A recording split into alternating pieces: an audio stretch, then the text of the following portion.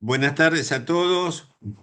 Bueno, en un día con un ambiente especial para estar sentado tranquilo aprendiendo algo de medicina, porque está lloviendo, está feo. Hoy tenemos un invitado extranjero que nos va a disertar sobre optimización individualizada de los dispositivos cardíacos implantables. Así que, bueno, les agradezco que se hayan conectado y disfruten tanto como nosotros tener la posibilidad de aprender un poquito más. Le paso la palabra al presidente de la Sociedad Argentina de Electrofisiología Cardíaca, al doctor Medesani. Hola, muchas gracias a todos. Bueno, ahí está Ricardo Esperanza, el doctor Esperanza, que va a presentar al invitado. Así que, Ricardo, adelante y Gra- arrancamos con la charla. Bueno, gracias José, gracias Luis. Bueno, tengo el placer de presentar a un amigo, el doctor Oswaldo Gutiérrez. Oswaldo ya lo dijo José, va a hablar de optimización individualizada de dispositivos cardíacos implantables. Y bueno, Oswaldo es profesor de medicina de la Universidad de Costa Rica y está en el Hospital México y Hospital Clínica Bíblica de San José de Costa Rica. Así que Oswaldo tiene mucha experiencia en el tema, ha escrito libros y escribe permanentemente y es un colaborador de la revista nuestra, de la Sociedad Argentina de Electrofisiología Cardíaca, que siempre nos manda casos desafiantes sobre la temática de dispositivos cardíacos. Así que, Oswaldo, un placer de verte y te escuchamos atentos. Muchas gracias, Ricardo. Luis, José, muchas gracias. La verdad es que es un placer siempre compartir con ustedes y gracias a la invitación de SADEC para poder hablar un poquito de este tema que a veces nos aburre un poco los dispositivos, ¿no? A veces nos gusta más la ablación y esas cosas, pero todos tienen lo suyo y vamos a tratar de revisar un poco lo que hacemos el día a día. Entonces, esto siempre es como la primera impresión que tiene una persona que está empezando en el campo, ¿no? Demasiados parámetros, qué aburrido y bueno, todos tienen lo suyo, pero yo quisiera resumir lo que voy a hablar en los próximos 30 minutos con esta tabla, ¿no? Básicamente lo que voy a comentar es, primero, qué parámetros de estimulación son de importancia cuando estamos frente a un paciente con una disfunción sinusal y cuáles de importancia con un paciente con bloqueo AB, cuáles son de importancia en un paciente con terapia de resincronización y cuáles cuando es un paciente con un dispositivo de alto voltaje. Luego voy a comentar un poco acerca de la información almacenada. Desde ya, pues sabemos claramente que el detectar taquiarritmias como la fibrilación atrial en los pacientes portadores de dispositivos es fundamental para prevenir fenómenos embólicos en un futuro, un tema controversial y muy actual, por cierto, y algo más sobre algunos de los electrogramas que revisamos todos los días cuando nuestros pacientes vienen a la consulta y nos interesa ver y analizar con cuidado qué es lo que ha pasado, qué terapias se han hecho, estoy estimulando como se debe, etcétera. Y finalmente voy a comentar algunas cosas, algunos trazados con respecto a la falla de los marcapasos o los dispositivos de estimulación, que por supuesto es un tema enorme, pero voy a mostrar algunos ejemplos representativos para dejar algunos mensajes clave acerca de de la forma como valoramos, decía, a los pacientes nuestros en la consulta, bueno, y a veces hospitalizados. Vamos primero con los parámetros de implantación. ¿Qué es lo que nos importa en el caso del paciente con disfunción sinusal? El estimular el atrio, tener conservada la conducción atrioventricular y la activación intraventricular a través del sistema de conducción cuando sea posible y que el paciente aumente su frecuencia cardíaca cuando hace un ejercicio, ¿no? Este electro, por ejemplo, lo vemos en una frecuencia cercana a 100 y es una persona que está bastante ansiosa, pero bueno, el dispositivo también puede responder a volumen minuto, etcétera, de forma que se aumente o se incremente la frecuencia cardíaca cuando el paciente realmente lo necesita. Y existen algoritmos también que hacen una estimulación auricular o atrial preferencial cuando se trata de buscar esto, ¿no? De que el paciente tenga una función sinusal lo más parecida a la función fisiológica que tenemos todos. Y hablaba hace unos segundos de respecto a queremos conservar la activación intraventricular. Entonces, en la última década se desarrollaron varios algoritmos que lo que intentan es eso, ¿no? Si yo necesito estimular el atrio en un paciente con disfunción sinusal, así también, si tiene el nodo AB en buenas condiciones, necesito que se mantenga la conducción intrínseca o la activación ventricular a través del sistema His-Purkinje. Entonces, lo que observamos cuando se llevan a cabo estos algoritmos es que, en este caso, por ejemplo, vemos un PR un poco largo, precisamente porque se está ejecutando ese algoritmo y así estamos evitando la estimulación ventricular innecesaria. Bueno, como decía, esto ya se viene desarrollando hace más de una década y cada vez se han ido afinando un poco más. Veamos este caso en donde tenemos un PR, este es un latido estimulado, aquí hay dos latidos en los cuales el dispositivo incrementa el PR, ¿no? Hace una búsqueda del intervalo AB. No conozco el motivo por el cual aquí retomó la estimulación, pero ahí hizo la exploración, ¿no? Por eso es que vamos a observar intervalos atrioventriculares más allá de lo que está programado. Y este caso, que es un electro de mala calidad, pero uno cuando ve el trazado de ritmo, uno dice, aquí pasa algo, ¿no? El marcapaso, ¿no? Así, a simple vista, ¿no? Bueno, y si analizamos con un poco más de cuidado, efectivamente se ve bastante irregular y cuando tratamos de hacer una medición de los intervalos PR, lo que vamos a ver es eso, ¿no? Aquí tenemos un PR en 0,2, pero luego vemos, analizando con cuidado y haciendo el dibujito en muchos casos, porque es la única forma donde lo podríamos llegar a establecer, es que vemos que aquí hay 4 latidos en los cuales se ha incrementado el intervalo AB a propósito, con el fin de hacer una búsqueda de la conducción intrínseca al paciente, que en este caso, por cierto, ha sido infructuosa. Entonces el dispositivo vuelve otra vez a estimular el ventrículo en el caso sea necesario. Este es un electrocardiograma del paciente anterior, también de mala calidad, perdón por los datos personales que no los borré, y efectivamente también se ve un trazado que cualquiera dice, aquí hay una falla de marcapaso, definitivamente. Pero cuando hacemos un análisis cuidadoso, vemos que el paciente tiene esta especie como de pausa simplemente porque la programación del periodo atrial refractario postventricular no ha permitido, dada la precocidad de la onda P, no ha permitido que se conduzca o se identifique, se detecte, y de esa forma no tenemos la respectiva estimulación. Entonces, recordemos que todo evento atrial, cuando se detecta dentro del periodo refractario, el dispositivo no va a reconocerlo como evento y no va a seguir, a hacer un tracking de ese evento para que tengamos la subsecuente conducción y estimulación ventricular. Entonces, pero exceptuando estas dos situaciones en donde, como decía, por eso se ve una especie de disfunción, obviamente tenemos que ajustar el p-VARP luego, pero se vuelve a ver lo mismo, ¿no? Se ve un incremento al doble de lo que está programado en el marcapasos y en este caso igual una vez eh, comprobado que no tenemos conducción intrínseca, otra vez el dispositivo hace la estimulación.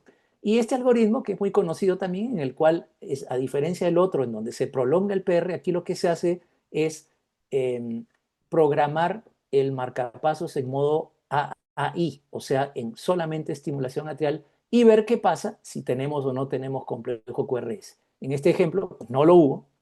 El algoritmo envía un estímulo a un intervalo PR muy cortito, como se ve aquí en las dos espigas, que nos informa, ¿no? Porque ese PR, ese intervalo PR estimulado tan cortito, es para informarlos de que se está llevando a cabo, se está ejecutando el algoritmo y no que creamos que aquí hay una falla de marcapaso. En este caso, repito, no se produjo entonces detección de la actividad propia intrínseca y el estímulo otra vez ventricular se reanuda. En este ejemplo sí, acá vemos intervalos PR bastante largos. Aquí tenemos otra vez la prueba que hace el dispositivo, el intervalo PR cortito que nos está informando que se está llevando a cabo el algoritmo y otra vez se reinicia la actividad, en este caso sí, con conducción intrínseca preservada, pero un intervalo PR muy largo, ¿no?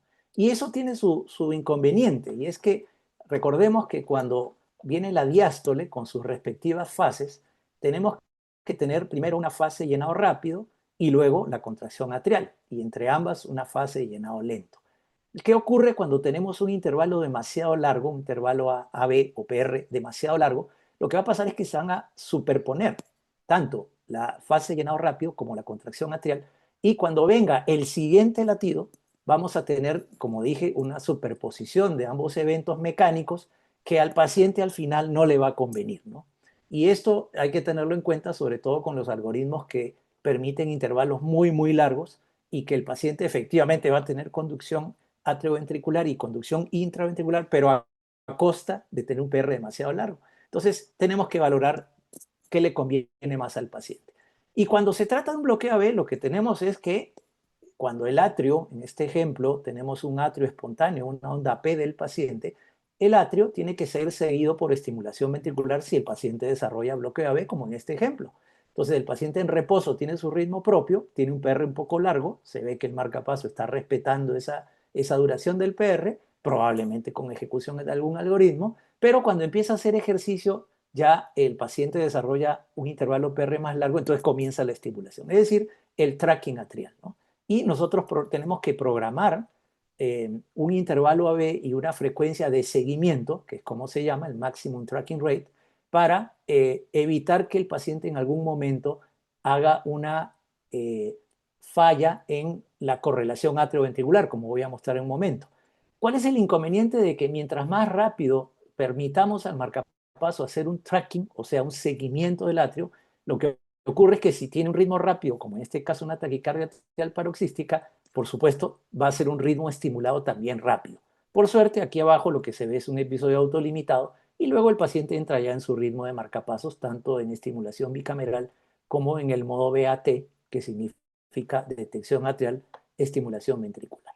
¿Y qué pasa cuando no programamos suficientemente este parámetro en el paciente con bloqueo AB? Esto, ¿no? El llamado Benkebach electrónico, que como dije, es un mismatch, para usar otro término en otro idioma, en el cual ya no tenemos una relación atrioventricular uno a uno. Entonces el paciente muchas veces con una carga de ejercicio relativamente baja, especialmente el paciente joven, dice, mira, yo llego a un punto y en ese momento me falta el aire, me siento agotado, no sé qué es lo que pasa. Claro, el marcapasos no está siguiendo la frecuencia atrial en una relación uno a uno y el gasto cardíaco del paciente disminuye cuando llega a un determinado punto de hacer ejercicio. Vean este otro ejemplo en donde la siguiente contracción atrial es detectada en periodo refractario, entonces no viene la respectiva estimulación ventricular, sino hasta el siguiente ciclo de estimulación del atrio, y eso hace que el paciente tenga de nuevo un mismatch. Entonces, cuando ya se programa un periodo refractario más corto, entonces ya logramos una detección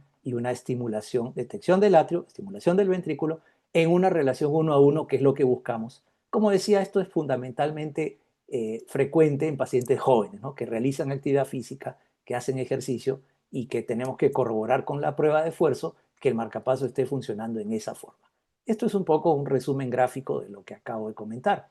Cuando tenemos un paciente con un resincronizador, primero acá nuestra prioridad es que se esté estimulando el ventrículo todo el tiempo, 100%. Entonces, aquí es al revés, aquí no buscamos ritmo intrínseco o activación intrínseca, sino todo lo contrario. Y bueno, un tema muy lindo siempre es analizar un poco la morfología, por ejemplo, del complejo QRS en las derivaciones precordiales, para saber si estamos realmente haciendo una buena resincronización, pero dije hace un momento, el requisito es que se esté estimulando todo el tiempo. Y recordemos también que la idea de la estimulación biventricular es crear dos frentes que se fusionan, ¿no? Esta es estimulación pura del ventrículo derecho, esta es estimulación pura del ventrículo izquierdo, y esta es la estimulación biventricular donde claramente el complejo QRS se hace más angosta porque ya tenemos la despolarización a partir de dos frentes, ¿no? Claro, siempre sería ideal tener complejitos así tan delgaditos y tan bonitos, no siempre se logra, pero los pacientes, como sabemos todos, se benefician bastante. ¿Y cuáles son, entre comillas, los problemas que tenemos cuando se trata de resincronización? Que el paciente, por ejemplo, en este caso tenemos doble morfología del complejo QRS. Y lo que estamos viendo aquí es que aparecen latidos que recuerdan el bloqueo de rama izquierda, que es lo que originalmente motivó el implante del dispositivo, y no estamos teniendo un complejo más compatible, como decíamos, con estimulación ventricular izquierda o biventricular. Entonces, el análisis del electro y los latidos de fusión nos permiten saber que tenemos que optimizar de alguna manera para llegar a ese 100% de estimulación deseable. Acá se vuelve a ver algo parecido en un paciente con una fibrilación atrial. Tenemos un complejo QRS bastante angosto, pero aquí tenemos un par de latidos y aquí otros dos con morfología de bloque rama izquierda, lo cual nos dice que no se está resincronizando durante esos momentos y el paciente puede tener entonces deterioro clínico y hemodinámico. Y aquí hay otro ejemplo más sutil, en donde vemos dos latidos que no tienen la morfología de los demás, donde también está ocurriendo el mismo fenómeno. Así que cuando tenemos fusiones, tenemos que tratar, como decía, de lograr una morfología en el electro de 12 derivaciones compatible con una buena resincronización Y si tenemos muchas fusiones o del todo latidos espontáneos con bloqueo de rama izquierda, tenemos que buscar la forma para que logremos ese porcentaje elevado de estimulación. Y claro, obviamente cuando se pierde la resincronización, por ejemplo en este caso porque apareció una contracción prematura, también, ¿no? Esto, si es muy frecuente, tenemos que ver de qué manera tratemos, muy difícil en nuestros pacientes dilatados, de que tengan una menor densidad de contracciones prematuras, porque si no nos van a tener en este plan todo el tiempo. Y por supuesto hay literatura que dice que haciendo la ablación de las contracciones prematuras, el porcentaje de resincronización mejora, pero claro, como todos sabemos, esos tienen que ser casos muy bien elegidos. Con respecto a la información almacenada, ¿no? Lo que analizamos cuando tenemos a nuestro paciente en la consulta externa, entonces generalmente aquí lo que más nos interesa es, primero, diagnosticar fibrilación atrial paroxística subclínica, en la que el paciente en la gran mayoría de los casos no se percata y como todos sabemos, con duraciones de varios minutos, 5 minutos, dicen la mayoría de los cortes, tenemos que proponerle al paciente y valorar si realmente necesita anticoagulación, aunque nunca se haya detectado una fibrilación atrial en forma de un electrocardiograma corriente de consultorio o en un Holter. Y claro, la regla de oro siempre es, si yo tengo mucha actividad frecuente más en el atrio, en el canal atrial, mucho mayor que en el ventrículo, obviamente el diagnóstico va a ser taquiarritmia supraventricular y en este caso, esta actividad caótica de alta frecuencia, fibrilación atrial. En otros casos sí está más organizada la actividad atrial, es bastante más regular, igual hay un mayor número en el canal atrial que en el ventricular, lo cual nos confirma que esto es una taquiarritmia supraventricular y por la frecuencia del atrio, esto nos sugiere que sea un flutter o una taquicardia atrial cuyo límite todos sabemos solamente depende de la frecuencia cardíaca, a menos que hagamos un electro de 2 derivaciones y podemos precisar un poquito más cuál es la taquiarritmia de base del paciente. Y la inversa, lo mismo, si tenemos un número de latidos mayor en el canal ventricular que en el atrial, nuestro diagnóstico es de una taquiarritmia ventricular. En este caso, una taquicardia ventricular no sostenida, lo cual nos hará tomar las medidas, por ejemplo, farmacológicas que creamos conveniente.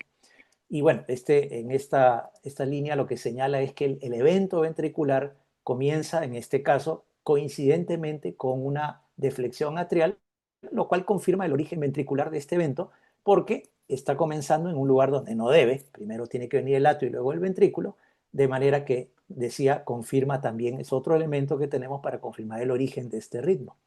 Otro ejemplo en el que tenemos bastante en forma evidente un ritmo rápido en el canal ventricular en contra de un ritmo mucho más lento y disociado en el canal atrial. Y fíjense estos ejemplos, simplemente demostrativos, como trazados que se parecen bastante, hay que analizarlos con un poquito de cuidado, ¿no? Estos dos son muy, muy parecidos. Sin embargo, por ejemplo, lo primero que buscamos, estamos en el trazado superior, es con qué comienza el evento, y en este caso con un evento ventricular. Y a pesar que parece estar siendo un evento ventricular que sigue a uno atrial, en realidad el intervalo PR es significativamente más corto que los latidos previos, lo cual puede sugerir algo parecido a lo que vimos en la diapositiva anterior, ¿no? Que el evento está empezando más bien con un evento ventricular.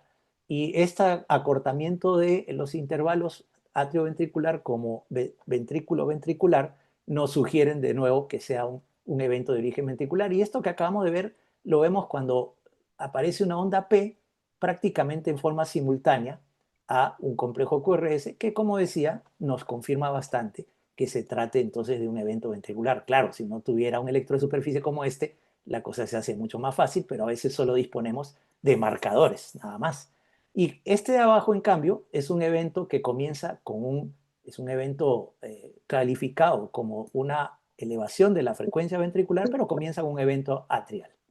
Y cuando tenemos eventos o registros en los cuales la relación AB es 1:1, y todavía más difícil cuando la A está exactamente o casi exactamente entre dos ventrículos, no sabemos si esto es atrioventricular o ventrículo atrial. Entonces, bueno, disponemos de varios elementos que nos van ayudando a ir tratando de discernir cuando es necesario, porque muchas veces es muy fácil, otras veces no, qué cosa puede ser, ¿no? Si es ventricular o atrial. Por ejemplo, si yo tengo cambios en el canal atrial que anteceden a los mismos cambios en el canal ventricular, por supuesto voy a decir esto empezó en el atrio. Y el inicio y final no paroxístico también sugiere que esto sea, por ejemplo, taquicardia sinusal. Mientras que aquí, este es un paciente con un dispositivo de alto voltaje, justo apareció un evento en el cual se disocia con la estimulación antitaquicardia del atrio, lo cual nos confirma que aunque esté en el centro la actividad atrial y la relación ventrículo-atrial sea 1 a 1, entonces nos confirma efectivamente que esto es un evento de origen ventricular. Y como habíamos comentado alguna vez en alguna sesión anterior, este es como más o menos resume lo que acabamos de decir, ¿no? Si hay más eventos en el atrio que en el ventrículo, si es al revés, y cuál es mi relación atrioventricular, perdón, mi relación ventrículo-atrial o atrioventricular. Y se complica un poquito cuando tengo un bloqueo atrioventricular de primer grado, en ambos casos, pero de cualquier forma igual creo que la forma de razonamiento es la que acabamos de comentar. Ok, ahí está de nuevo, cómo le podemos llegar entonces a los diferentes diagnósticos. Y este es otro ejemplo de un trazado también registrado como un evento, que incluso está calificado como de cambio de modo. Sin embargo, cuando vemos que muchos de estos, que de primera parece un evento supraventricular de alta frecuencia, lo que vemos es que hay eventos más bien estimulados. Entonces, no se trata de un ritmo rápido atrial ni flutter, sino se trata más bien de un algoritmo, porque se está estimulando a una frecuencia de a un intervalo de acoplamiento de 300 milisegundos con respecto a la actividad atrial detectada. Esto también es un algoritmo que se llama así, estimulación atrial no competitiva, y que tiene por objetivo evitar las pausas post-extrasistólicas que en teoría son profibrilatorias. En este otro ejemplo, que estamos en la parte en donde estamos haciendo los análisis de los electrogramas, vemos un evento registrado que está calificado en la mayoría de estos como taquicardia ventricular. Sin embargo, aquí llaman la atención varias cosas. Fíjense que en el canal ventricular efectivamente parece comenzar con ventrículo, pero la relación atrioventricular es 1 a 1. Y todavía algo más llamativo es que la morfología de estos dos canales es muy parecida. Entonces, aquí lo que ha pasado es que este electrodo ventricular más bien se parece al atrial.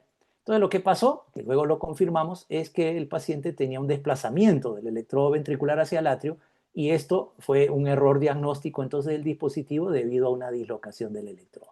Y cuando tenemos dispositivos de alto voltaje, como en este caso que es un desfibrilador, en un comienzo igual tenemos una relación ventrículo-atrial 1 a 1, pero de hecho el evento comienza con un atrio, entre comillas, porque están apareciendo los dos a la vez, tal como hemos mostrado ejemplos pasados, y en un inicio se ve una relación 1 a 1, pero luego ya sí corroboramos muy bien la disociación atrioventricular, en este caso un evento que se detuvo espontáneamente, ¿no? Y este otro, que lo acabo de pegar porque estaba bonito, es un evento supraventricular. Fíjense que la relación atrioventricular es 1 a 1 y comienza con un evento atrial.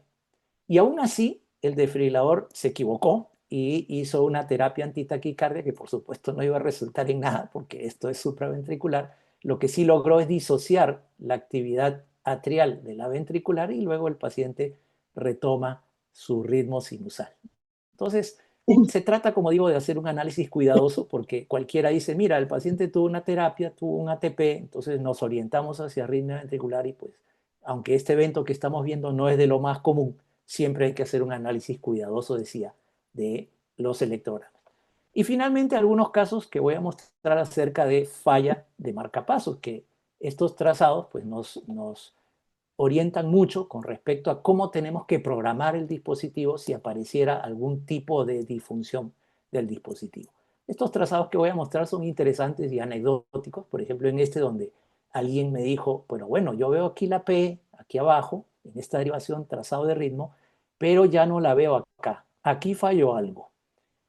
En realidad no falló, era que el marcapaso era un marcapaso BBI, no era un bicameral o DDD. Y aquí lo que ha sucedido es una simple coincidencia entre los latidos, las contracciones atriales u onda P contra los latidos ventriculares estimulados. Y el hecho de que aquí se vea una P simultánea con QRS una vez más nos orienta a que está ocurriendo un ritmo ventricular que está disociado de la actividad atrial, en este caso porque el marcapaso es unicameral. En este otro se ve también una irregularidad, algo parecido a como veíamos hace un rato cuando decíamos está ejecutando un algoritmo de búsqueda del intervalo AB, podríamos pensar en eso, Pero acá lo que llama la atención, uno lo que busca en el trazado de superficie es la onda P. Y pues la verdad se ve aquí bastante claramente, pero en los demás ya es un poco más difícil de verla.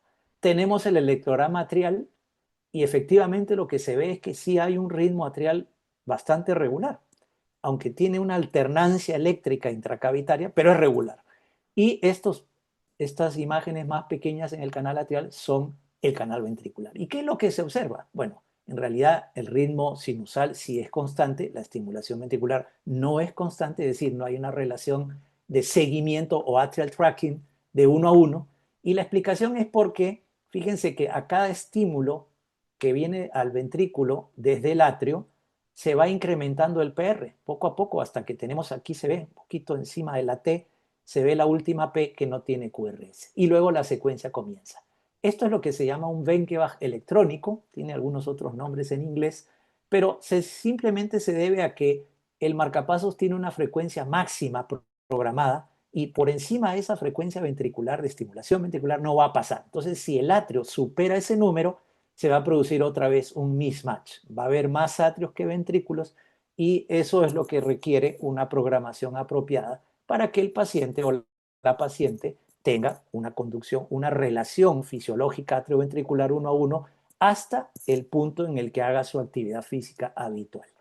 Aquí hay otra imagen en donde también uno dice, a ver, aquí pasó algo. Yo no sé, yo veo espigas, por ejemplo, veo una por acá y luego veo otra por acá. Es más, veo dos. Digo, falla de marcapaso.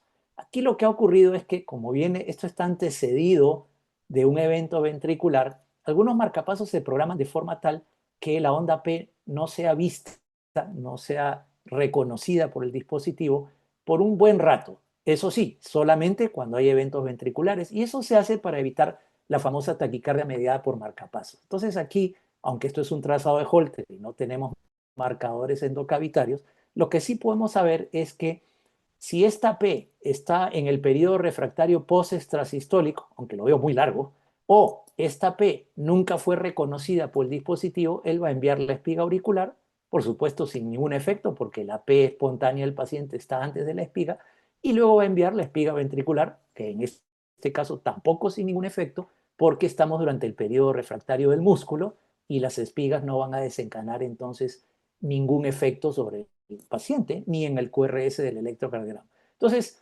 sí, tendríamos que corroborar cómo está la sensibilidad del atrio para que, digamos, este marcapaso está viendo muy bien la P, o tendríamos que corroborar cuál es el periodo refractario después de una contracción ventricular prematura para valorar si esto es o no disfunción.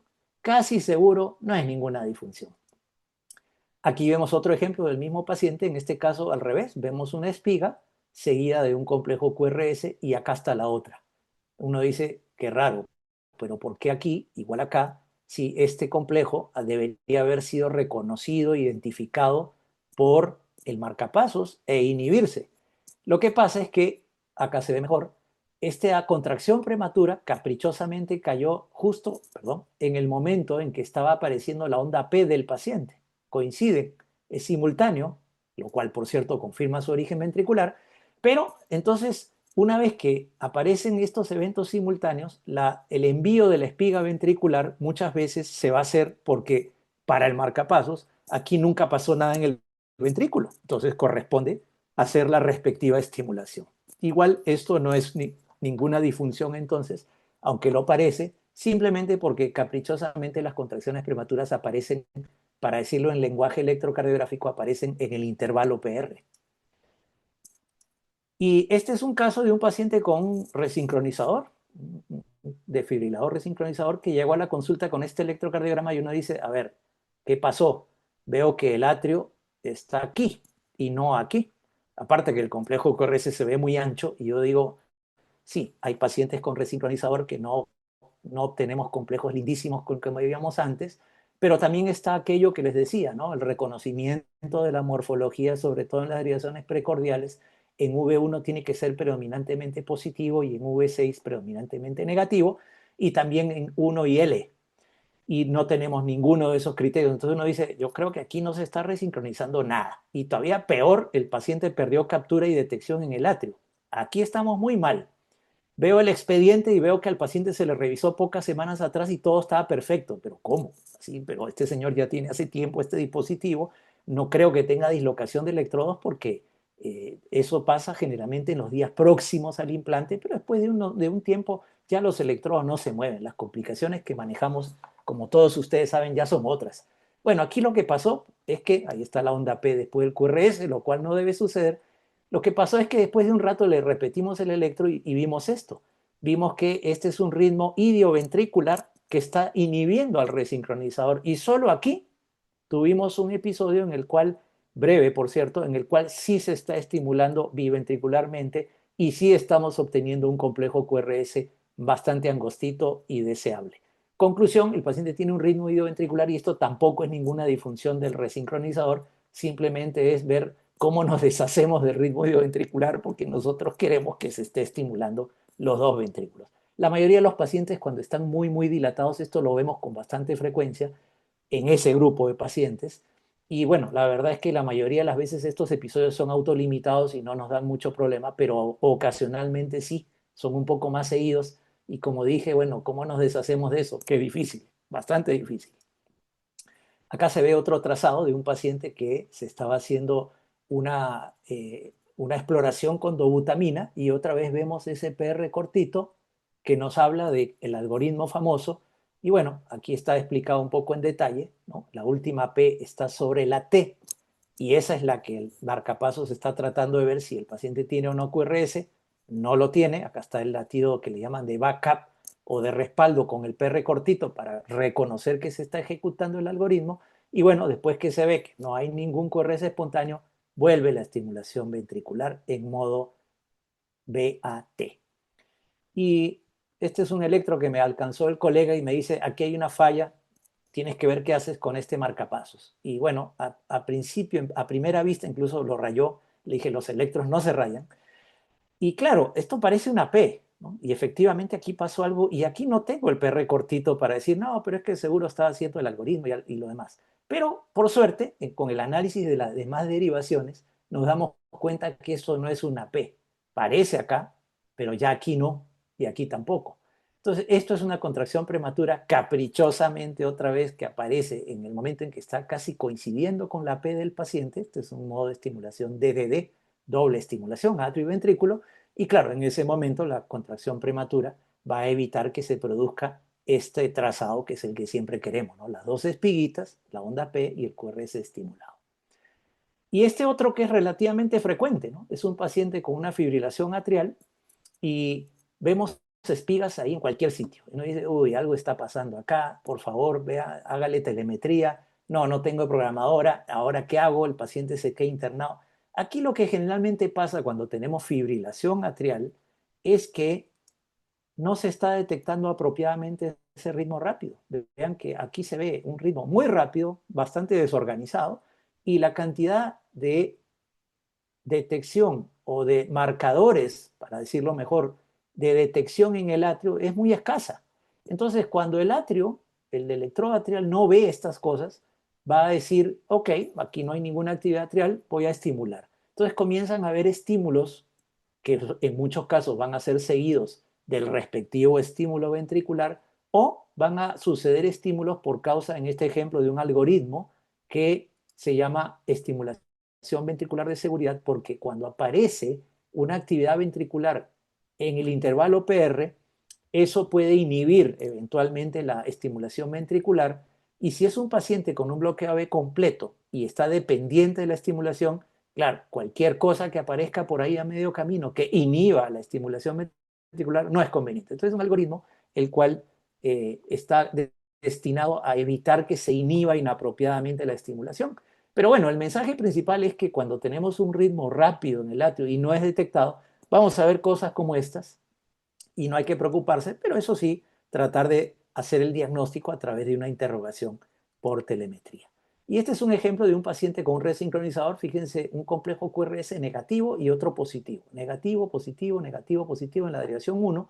Y claramente la estimulación ventricular y la izquierda y la derecha están muy distantes. Se ve que se programó con mucha precocidad este resincronizador, que por cierto es epicárdico, y los resincronizadores epicárdicos, así como los marcapasos epicárdicos, tienen sus cosas, son algunas discretas diferencias, hacen que sea más desafiante en algunos casos. Bueno, aquí lo que ha ocurrido es que en algunos momentos se captura y en otros no, cosa que cuando no hay captura ventricular izquierda, aparece la señal mucho tiempo después y eso confunde al dispositivo. En este ejemplo, lo que se logró fue que si se estimulaban a la vez, cosa que no era en este caso, se lograba un buen complejo QRS y no teníamos ese cambio de morfologías que sugiere no, que del todo tenemos solamente 50% de estimulación biventricular y queremos un 100%.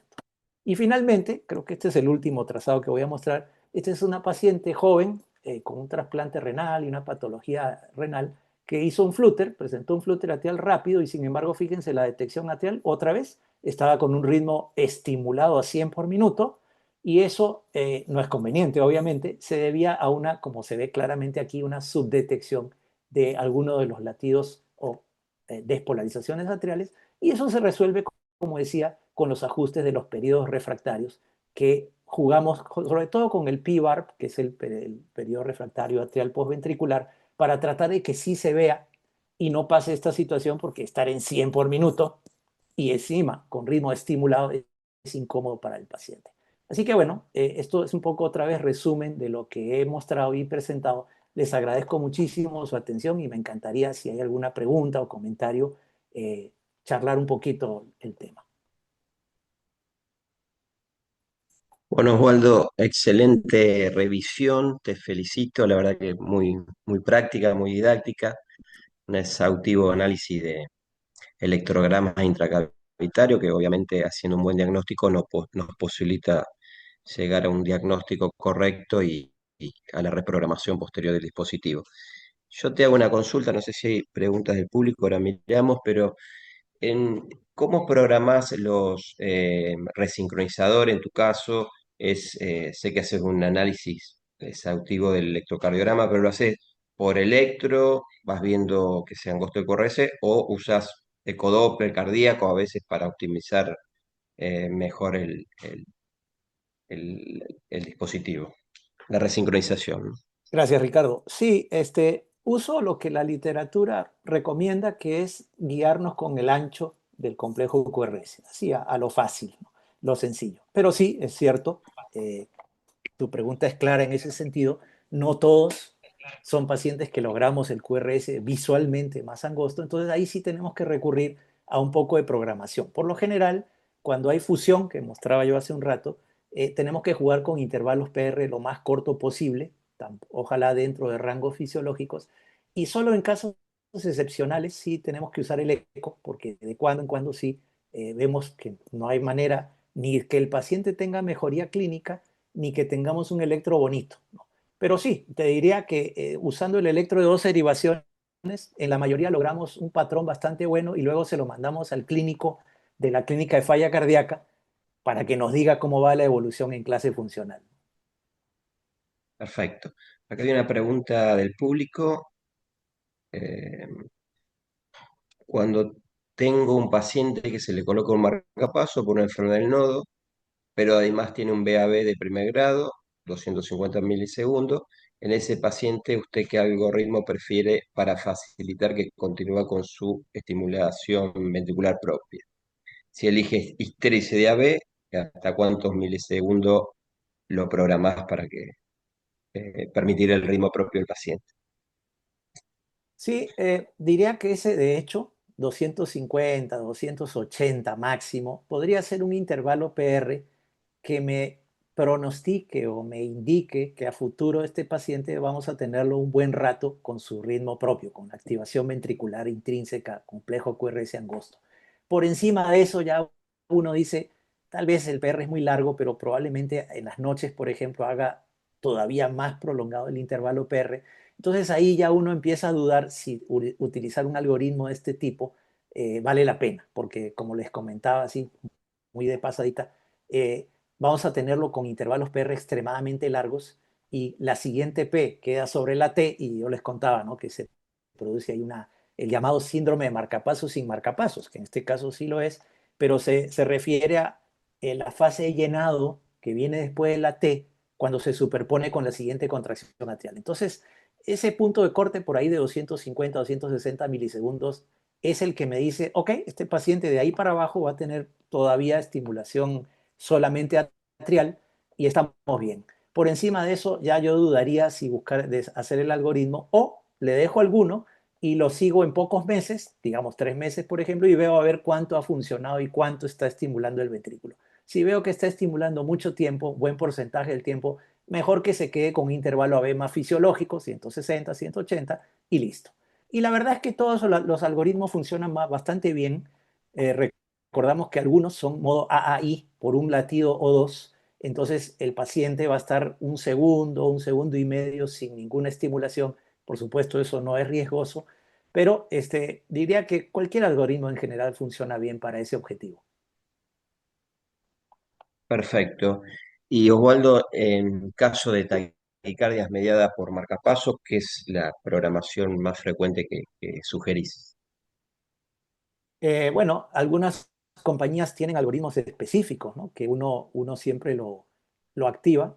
Y la verdad es que con esos algoritmos y con manejar periodos refractarios, digamos, la mayoría que vienen ya por default de fábrica, vemos pocos episodios de taquicardia mediada por marcapasos, ¿no? Pero sí, claro, en los pacientes individualmente, cuando se presenta el problema, tenemos que tratar de jugar con incrementar, por ejemplo, periodo refractario para que no vea, entre comillas, el atrio, pero también tenemos que jugar, como les contaba, cuando el paciente es físicamente activo, porque si yo tengo un P-VARP muy largo, voy a tener mismatch y el paciente va a desarrollar en algún momento una respuesta no uno a uno atrioventricular cuando hace ejercicio. Entonces uno va jugando con esos parámetros y va viendo a ver hasta dónde puedo alargar uno a cortar el otro. Perfecto, clarísimo. Eh, ¿Has empezado a ver marcapasos sin cables?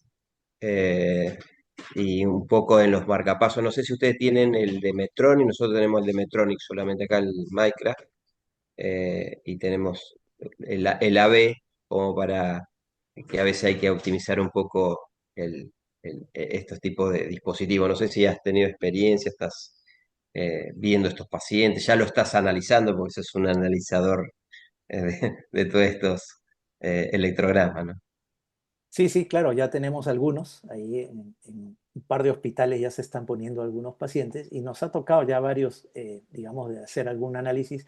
Claro, aquí la diferencia está en que la detección del atrio no es eléctrica, ¿no? No estamos, el dispositivo no Exacto. detecta la actividad eléctrica del atrio porque no tenemos ningún dispositivo colocado ahí, sino que detecta por medio de ultrasonido la mecánica del atrio. Entonces, efectivamente, si es un paciente con una contracción atrial pobre, la señal ultrasónica que va a llegar al dispositivo para avisarle, vamos a ponerlo así en ese lenguaje, que se está sucediendo la contracción atrial para que entonces el marcapaso estimule en modo BAT. A veces hay algunas fallas con eso y uno trata, el dispositivo en general tiene ciertas limitaciones cuando uno dice, no, pero yo quiero que escuche más para que lo logre, pero sí, creo que es un poco, estamos todos empezando en hacer la curva de experiencia con estos dispositivos. Ya se aprobó el que tiene doble dispositivo en atrio y en ventrículo, que no tengo ninguna experiencia todavía con esa técnica. Habrá que ver en el futuro a ver cómo vamos a trabajar con ese modo de estimulación. ¿Le damos alguna importancia a los eventos? Estuviste hablando un poquito de los eventos que buscamos de alta frecuencia auricular, fibrilaciones auriculares, a esos episodios que a veces son de segundos, cortitos, sabemos que el punto de corte más, menos, 5 minutos, me parece que también tiene que ver con la decisión a veces de anticoagular o algo, tiene que ver también con el chatback del paciente, ¿no? Los factores de riesgo que puede tener el paciente, ¿no? Pero eso, hay episodios, pacientes que vienen con múltiples episodios de 30 segundos, 20 segundos. eh, ¿Qué opinas de esto sobre el tratamiento de esto? ¿Hay que anticoagularlos? ¿Valoramos score de riesgos para ver si se anticoagulan o no? Sí, práctica regular es, primero, efectivamente, para un paciente que ponemos como corte 5 o 6 minutos y lo cual entonces indica anticoagulación, yo sí trato de, digamos que efectivamente el ritmo en el atrio sea, el electrograma nos muestre una actividad de alta frecuencia y caótica, porque en muchos casos el ritmo es bien organizado y la Claro. frecuencia cardíaca no llega a 200 o 200 y tantos, entonces ahí decimos, ok, esto es solo una taquicardia atrial, la mayoría son bastante autolimitadas, y si es bien regular, por encima de 250 contracciones por minuto, decimos flúter atrial. Y si es de esa frecuencia en adelante y es caótico y desorganizado, entonces si dura 5 minutos, anticoagulación. Bien. Ahora bien, como eso es un escenario ideal, nosotros, si el paciente no tiene los 5 minutos o en especial si el ritmo es dudoso, bueno, esto es flúter o no es flúter, etcétera, recordemos que la escala CHAS-BA es una escala hecha para clínicos, geriatras, internistas, médicos generales, médicos familiares y no solo para cardiólogos, y lo cual por supuesto es muy bueno. Pero nosotros tenemos otras herramientas que en este momento se discute, ¿no? Hasta dónde, por ejemplo, el eco, el simple ecocardiograma, lo cual nos permite estratificar un poquito más el riesgo isquémico del paciente. Entonces, si por ejemplo tenemos un episodio limítrofe de pocos minutos, pero perdón, embólico era el riesgo, pero tengo un ecocardiograma muy patológico, por ejemplo, con un atrio muy dilatado que no está dentro de los criterios de la escala, nos podría inclinar a, mejor decir, anticoagular al paciente. Está perfecto, sí, sí, sí, coincido totalmente. Bueno, no sé si hay alguna pregunta más. Hay una del público, pero me parece que ya la contestaste porque pregunta si usás habitualmente los algoritmos para resincronización o te guías del electro para la programación. Hablaste justamente de eso, que usás mucho el electro para angostar el QRS y optimizar el dispositivo. Discúlpame, Ricardo, si puedo Sí, trasladar una pregunta Sí, también. sí. Hola Billy, ¿cómo Todo estás? bien, nos saludamos a diario. Sí, sí, sí. Es muy buena la charla, muy linda, gracias. muy corta, consistente. Hay mucha gente acá que hace electrofisiología y nos sirve, y hay muchos también cardiólogos generales que nos siguen y que a veces nos consultan a nosotros y ahora, bueno, nos da sustento para explicarle a veces qué es lo que vemos nosotros y que no siempre son fallas de marcapasos.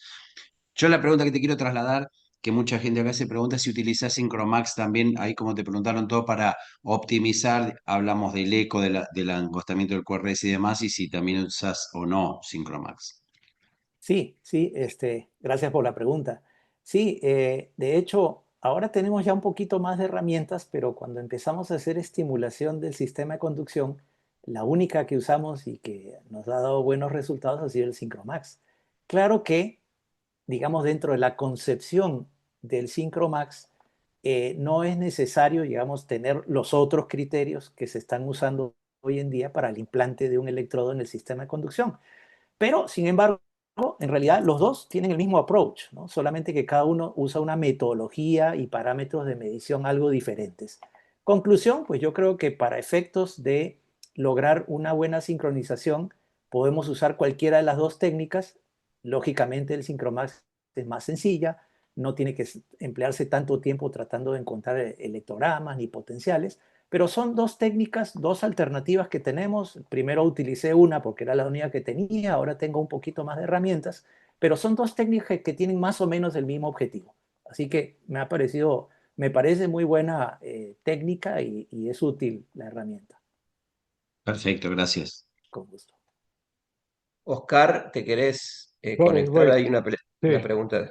¿me escuchás? Bueno, yo Sí, sí. Escucho, Perfecto, sí. Oscar. Osvaldo, abrazo enorme y Abrazo. felicitaciones. Brillante presentación, la verdad. Osvaldo, hay un tema que todos vemos, tenemos la pregunta del clínico, del cardiólogo, y todos nos dicen, controlaste este marcapasos, decime si viste arritmias en el seguimiento. ¿Cómo es tu metodología para valorar la calidad de recepción y grabado de los eventos en los distintos modelos de marcapaso como para confiar siempre en ellos? Eso ha ido cambiando con los años. Muchas gracias por la pregunta, Oscar. La verdad es que en este momento considero que son de todos las compañías con las que trabajamos, son bastante confiables y me parece a mi criterio muy personal que sí, yo no veo en este momento problemas que yo pudiera decir con alguna, por ejemplo, que hubiera alguna deficiencia o etcétera. Quizás algunas programadoras no permiten ver eventos viejos, que eso ha pasado alguna vez, ¿no? Un paciente, por ejemplo, tuvo varios choques y lo interrogaron, entonces cuando al otro día por fin llega la consulta de marcapasos, no se podían ver porque cada interrogación hace como una especie de borrón y cuenta nueva. Entonces, bueno, a buscar la manera de encontrarlos. Pero fuera de esos pequeños impases que han ocurrido alguna vez, la calidad de los electrogramas en general me parece bastante buena y utilizamos esa información para decisiones clínicas. Una cortita más, perdóname. Sí, sí, claro. Osvaldo, nos comemos en lo que es la programación de un marcapasos, poner la reprogramación automática de los sistemas. Y tenemos esa posibilidad en todos los generadores actuales. Y de golpe, cuando lo vamos a controlar en nuestro seguimiento, nos encontramos que el marcapasos se programó a máxima salida y se está comiendo la batería a super velocidad. Comentame algo de eso porque es una cosa que vemos a diario y es una de las trabas que vemos. Sí, bueno, precisamente ayer tuve una paciente así. En el caso de esa marca en particular, cuando la persona se somete a un campo magnético intenso, el marcapasos entra en una especie como de backup y subió rápidamente los voltajes, no máximos, pero muy importantemente. Y bueno, demoraron como 15 minutos en reiniciar el marcapaso, etcétera, y ya dejarlo como normalmente estaba. Sí, yo diría que la única dificultad en ese sentido al respecto es cuando digamos, el control automático o la medición automática de los umbrales no es muy fina, ¿no? Algunas compañías son muy finas y determinan con exactitud el umbral y luego suben un 20% por encima de ese valor encontrado. Entonces, claro, encontramos niveles de estimulación óptimos con voltajes muy bajitos en el seguimiento. Pero algunos otros no son tan precisos, entonces lo que hacen es, ok, salió esto, le pongo el doble, y eso sí ocasiona que encontremos pacientes que vienen con exceso de voltaje y bueno, si pudiésemos tener un seguimiento relativamente como mínimo anual, porque nosotros a nivel de la institución pública tenemos mucha gente, entonces casi siempre vemos a los pacientes al año, año con año, y a veces hasta un poco más, con excepción de los desfibriladores. Entonces, claro, el paciente viene hace un año con un voltaje elevado, pero si vemos que entonces el algoritmo de medición automática del umbral no es muy preciso, lo dejamos a la antigua, con 2 voltios o 2,5 y nos va a quedar mejor en cuanto a duración de batería. Perfecto.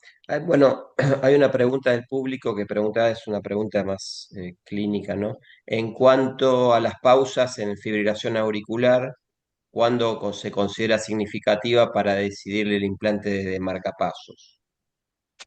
Dos puntos ahí rápidamente. El primero es que en la mayoría de las fuentes que uno busca sí dice 4,5 segundos, ¿no? Entonces, como todos vemos, los pacientes nuestros con fibrilación atrial crónica en la noche suelen tener, a causa del tono vagal y las características propias de la fibrilación, pausas de 2, 3 segundos y en el día más bien están, entre comillas, como rápidos. Y ahí es donde siempre titulamos la dosis de beta bloqueantes, digoxina, si aplica para tenerlo al paciente en una frecuencia ventricular controlada. Entonces, ese es el punto de corte. Pero también es importante mencionar que si un paciente tiene, por ejemplo, pausas de 2,5 segundos o 2, pero todo el día las tiene, 24 horas con las mismas pausas, también es un criterio para colocar o implantar un marcapasos porque el paciente está con bajo gasto todo el día, ¿no? Perfecto.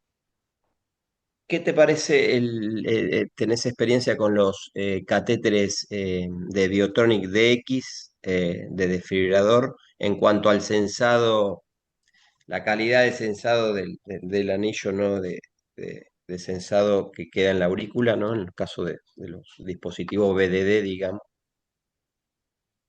Sí, sí, me ha parecido buena, tengo experiencia y me parece que en general, algunos sí, con el tiempo sobre todo, dejan de detectar o sensar como uno le encantaría, pero en general creo que es una buena experiencia. Nosotros acá, la patología que nosotros manejamos son pacientes en su mayoría muy avanzados, entonces es muy, muy común que tengan disfunción sinusal, a pesar que le estamos poniendo un Sí. desfibrilador, ¿no? Entonces, ya ahora casi por regla estamos poniendo electrodo atrial a casi todos por lo común que es que en el futuro, después de una buena dosis de carvedilol, por ejemplo, vamos a terminar al paciente con una bradicardia que no nos conviene, entonces estamos poniendo a casi a todos electrodo atrial. La excepción son los pacientes jóvenes, con canalopatías, con otras condiciones donde no hay ninguna disfunción sinusal y claro, en ese caso sí ponemos o un simple unicameral o subcutáneo eventualmente o uno que tenga detección atrial sin necesidad de estimulación. Excelente. No sé si hay alguna preguntas Yo quería, más. mira, Ah, justo Luis, dale. hablando de lo mismo, ¿no? Del BDD, digamos, el desfibrilador. Y esto por un caso que he tenido, donde, bueno, los desfibriladores, por supuesto, el primer orden, digamos, que tienen es B más que A es taquicardia ventricular, ¿no? Es como una orden primaria. Y me ha pasado que en esa detección, cuando coinciden algunas aurículas detectadas con el ventrículo detectado, descarta el latido ventricular como TB. Y si eso sucede en una TB, en varios momentos es como que no termina de hacer el diagnóstico el dispositivo. No sé si lo has visto, porque yo tuve que hacer una consulta a la compañía puntualmente con eso. No sé si te ha pasado alguna vez. No, En no, ritmo, perdón, Luis, sí. en ritmos auriculares rápidos. Claro, en ritmos auriculares rápidos y algunas aurículas detectadas coinciden con el ventrículo detectado de taquicardia ventricular y ese anula ese ventrículo y vuelve a... No, no, no he tenido oportunidad de ver el fenómeno. Este, es interesante esa posibilidad. Estoy Sí, tratando de ver si buscar una explicación. Por ejemplo, podría ser que si en la aurícula hay de alguna manera alguna espiga, eso podría a través de una conversación cruzada, digamos, entrar en blanking. No, pero es que la verdad que es un no he visto BDD, esa no tiene situación. espiga, claro, en la aurícula, Ah, es un ¿no? BDD. Ok, sí, Claro. sí, claro. No, no, no he tenido oportunidad de ver esa situación. Sí se da mucho, ¿no? Creo que todos lo hemos observado cuando un paciente tiene una taquicardia ventricular y varios de los eventos no son detectados. Entonces nunca termina con el criterio de diagnóstico y tenemos que buscar ahí la solución. Bueno, excelente. No sé si hay alguna otra pregunta más del público. Bueno, Osvaldo, la verdad que nos encantó la clase, en buenos tiempos, linda, promovemos que sea clase más corta, con más discusión, estuvo muy linda la discusión, así que, como dijo Billy, no muy, muy linda y muy didáctica, así que te agradecemos mucho y te veremos pronto acá en Argentina, en el Congreso Argentino de Arritmias. Dejo al doctor Luis Medesani también para que cierre Muchas el gracias. el Muchas encuentro. gracias, Osvaldo. La verdad que estuvo muy, muy interesante. Son trazados que son súper interesantes, que muchas veces hay que detenerse a verlos y como decís vos, eh, a veces nos consultan por una falla en el marcapaso y tenemos que tener una explicación para eso. No, no es solamente, no, no, está todo bien, sino entender qué es lo que sucede y creo que esto nos ayuda mucho a ese tipo de cosas. Así que, nada, muchas gracias, la verdad, muchas gracias por participar, muchas gracias por aceptar la invitación para estar en este curso. Sabemos que tenés mucha experiencia con esto. Así que nos veremos en octubre. Muchas gracias a todos también por estar. Vuelta a lo mismo, viernes hasta ahora, a pesar de que esté lluvioso. Y muchas gracias Ricardo, Billy, Oscar, José, que están ahí atrás. Nos veremos próximamente, ¿sí? Por supuesto, bienvenido al Congreso Argentino de Arritmia ahora en octubre, ¿no? Un Oswald, abrazo y te muchísimas quería mandar gracias. un saludito, Oswald, ¿cómo estás? Ya está Hola, Daniel ahí. Oh, Daniel. ¿Cómo va? todo muy bien. Bueno, gusto de verte, ¿eh? Te mando un abrazo. Un placer de saludarlos. Chao, querido. Chao. Bueno, muchas Chao, gracias No, para todos, ¿eh? buenas noches. Gracias. un abrazo a todos. Chao, chao. Chao, Osvaldo. Nos Gracias. vemos. Ricardo, Chao. gracias. Chao, nos Chao, vemos. Abrazo. Buenas noches. Buenas chao, noches. José.